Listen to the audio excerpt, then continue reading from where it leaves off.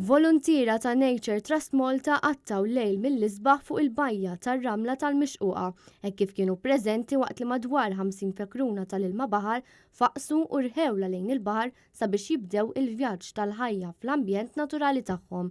Eżatt kif kienu nnotati li qed ifaqsu l-volontier użaw l-dawl aħmar sabiex jiggwidawhom b'mod sigur lejn il-baħar.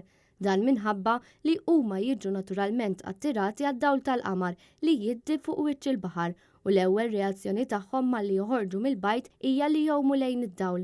Fekruna li ġejja mill-familja karretta li speċi protetta mill-World Conservation Area kif ukoll minn leġislazzjonijiet lokali u internazzjonali kienet teled tbit fuq din il-bajja fis-6 ta' Lulju. Nature Trust Malta flimkien ma' diversi awtoritajiet ħadmu biex jiżguraw li l-bejta tal-fekruna f'Golden Bay tingħata l-protezzjoni kollha.